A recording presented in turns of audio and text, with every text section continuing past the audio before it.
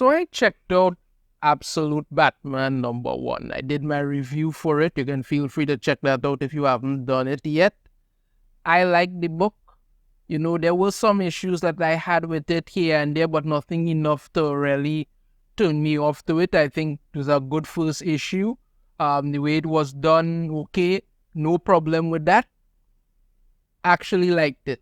I did a follow-up video after that in regards to the fact that some people were claiming that Absolute Batman was woke because they re-swapped Barbara Gordon. And I did not agree with that. It was one panel in the comic. I don't think it took away anything from it at all. Overall, I thought, it was done and handled really well. Of course, while doing that video, I said that, eventually there's going to be one of these shill sites that is going to come out and talk about how Absolute Batman is changing something that Batman was doing wrong all this time.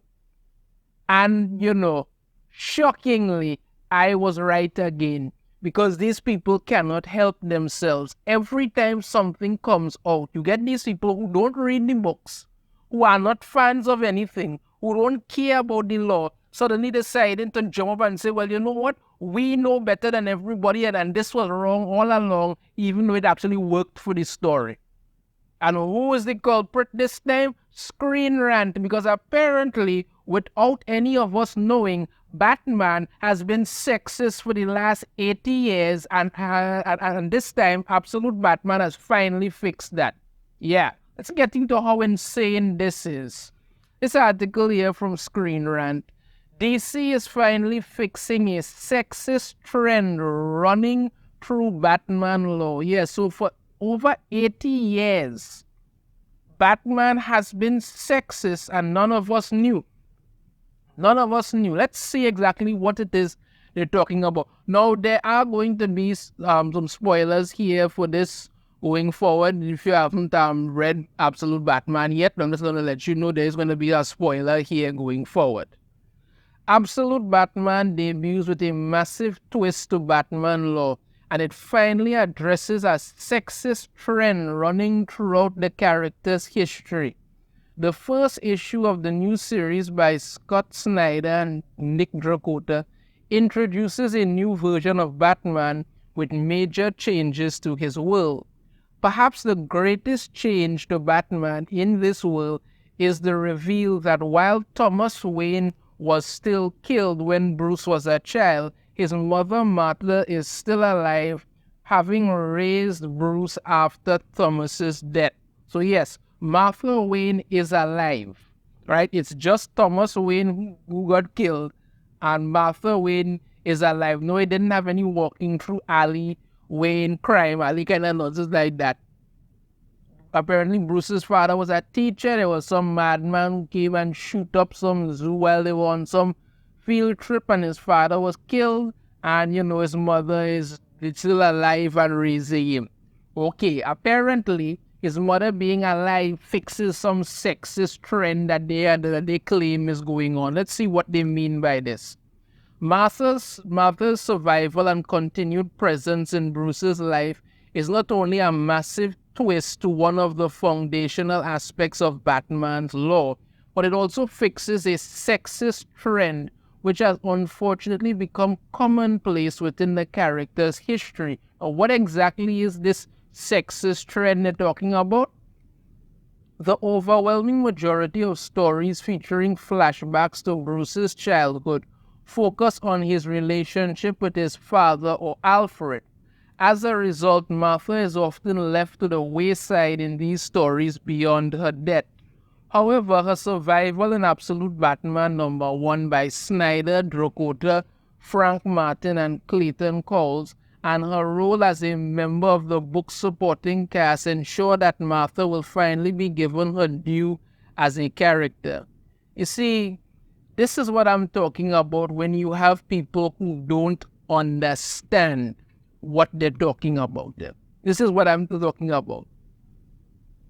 You acted like Martha's influence in Bruce's life now is so important because, before she was barely talked about some kind of thing and this and that and the other, and her being there now changes things. He still becomes Batman, That's this thing still becomes Batman.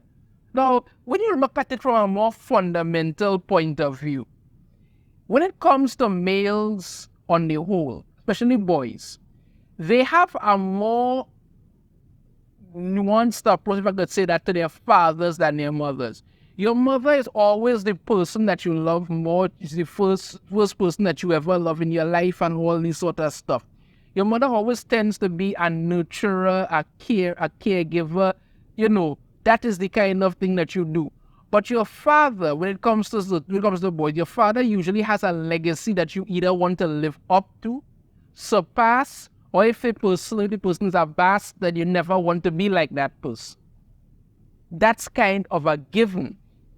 You understand me? Your mother is always there for you, always the heart to everything.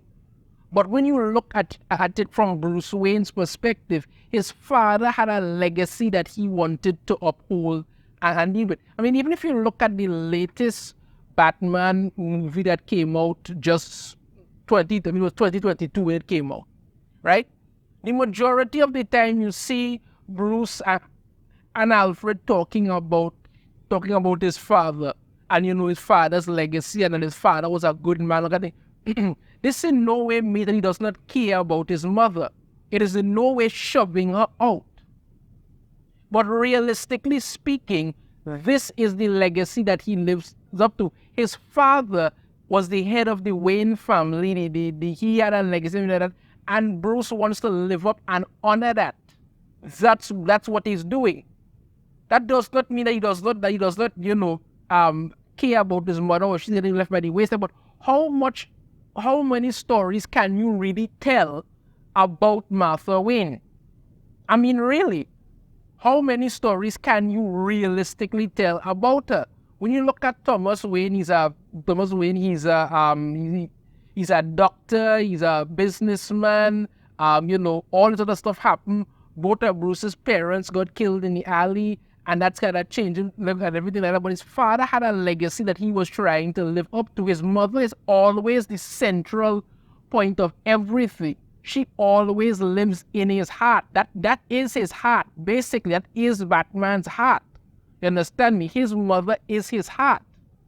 You understand me? So good things that he does, even though he tries to pretend he doesn't have one, but the good things that he does, it's the stuff that he thinks, that is always there because that's where his mother lives. But his father's legacy is the thing that he always talks about and wants to live up to. That's sort of the way it is. Again, when I mentioned the Batman movie with Robert Pattinson and stuff in it, that is the thing that he talks about the most, is his father's legacy and living up to that. His father's a good man, because that is what is remembered most. That's the legacy he's trying to live up to. It's nothing to do with being sexist. Boys and girls have different approaches to their parents. Girls may be sometimes a little bit more competitive with their mothers. They will try to be more nurturers and stuff like that when it comes to their parents. Boys, on the other hand, will hold their mothers on a pedestal. That's where she will always be. But your father is the legacy that you're looking to either, as I say, live up to, overcome. If the person is a bastard, you never want to be like them. That's kind of the given overall. But no, according to them, Batman has been sexist for 80 plus years because of this. Let's continue on. In the main Batman canon, the men in Bruce's early childhood are often given the most importance in his life. Well, yes, because Alfred raised him after he lost both his parents. You understand me? Again, as I said, his father is a legacy he wants to live up to, but that's just the way it is. Bruce's narration frequently focuses on his late father, with the greatest example of this occurring in Batman Year One by Frank Miller and David Mazzucchelli. I hope I pronounced that correctly. I doubt I did. Where he talks to a bust of his father before coming up with the idea for the Batman identity. Again, as I say, your father is the legacy that you want to live up to or uphold. That is the come down to when it comes to Bruce Wayne. But he has a picture, a big portrait of both his parents, and you will often see him by that portrait talking with them, looking at it and stuff, because that's what it comes down to. When it comes to living up to that legacy, it's his father that's always going to be there. Again, as I say, how many stories can you really tell about Martha Wayne? In Flashpoint, they turned her into the Joker. I mean, when many may say, well, that's the thing, but what else could they really have realistically done with her? If his father becomes Batman, what was his mother going to be, Alfred? Come on now, man. How many stories can they realistically tell about Martha Wayne? Realistically. But no, they're doing this. To finish up here, conversely, Martha Wayne is only mentioned in the context of her death alongside Thomas and is seldom talked about by Bruce of his own accord. When Bruce does talk about his mother, it's the exception instead of the norm, because that is, again, as I say, his mother is his heart. Losing her, to be perfectly honest with you, Bruce Wayne losing his mother would have been 10 to 100 times more painful than his father. It's not to say that, anybody's trying to be difficult or anything like that, but that's realistically. Boys always love their mothers more than their fathers. And that's where she will always be. He'll always live in his heart on that pedestal. That is his mother, that is his first love, that is essential to him. His father is a different story. It's about living up to his legacy. That is why they focus more on that. What I'm going to do? The trend often finds its way into alternate universes as well. Okay, yes, I just talked about this. The greatest example of this is found in the Flashpoint universe, where Bruce dying instead of his parents causes Thomas to become a more brutal Batman and Martha to become that universe's Joker. Consequently, this means that Thomas receives the majority of focus while Martha is relegated to an antagonistic role. What else were you going to do with Martha? Wait, that whole thing in that Flashpoint universe was such a clever twist that you would have never seen it coming. Thomas becoming Batman is one thing, but Martha being literally driven mad by the fact that her son was killed and becoming that version of the Joker kind of sets up a whole dynamic. Maybe Batman and the Joker is some kind of relationship that goes beyond just any universe. Light and dark, order and madness, that is what kind of happens there. But then they go on to say here, with this version of Thomas Wayne even making his way into the main DC universe with nary a mention of Martha, I think bringing Flashpoint Batman into the main universe was such a wrong, terrible move. Should have stayed where he stayed, and that should have been it. That should have been it. There's a reason that it is basically an Elseworld story. Leave it there. Martha Wayne is an essential character in Batman's history, but she's rarely given focus like Thomas is. One of my viewers on my channel asked me what I thought about the fact of one of Batman's parents being alive, and I said I thought it was a nice twist. It gives some nuance to the story.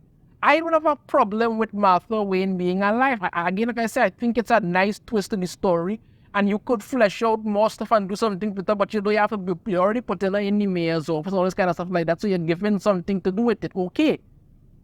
But overall, what big impact did she have on his life with him being there? He's still Batman. He's still going out there risking his life to do all these different things. He's still doing all of that. He's just freaking huge now, but he's still doing all these different things. You understand me? He still wants to honor his father and all sort of stuff like that. Okay. All right, that is still something there. So yes, it is a good twist and a good element to have Martha in it. It gives a whole different set of the story and that, no problem. But is you acting like, okay, her being there fixes some sexism. There's never a sexist problem. You all just need some help. That's all. Thomas isn't the only character this trend extends to, as many flashbacks to Batman's childhood also place a strong emphasis on Alfred supporting Bruce through the death of his parents. Well, yeah, he was there for him. The end result, however, remains the same, as the men who raised Batman are given significantly more focus than the women. Even Leslie Tompkins herself, a pivotal character in Batman in Bruce's childhood, has been less prominent as the years have gone by. Yeah, Leslie Tompkins played a role, nobody's saying, but Alfred literally became Bruce's overall parent. That was it. He became his parent. He literally had to raise him, and he supported him all through these things. So you're all trying to act like this is something where it's not. It's not that at all.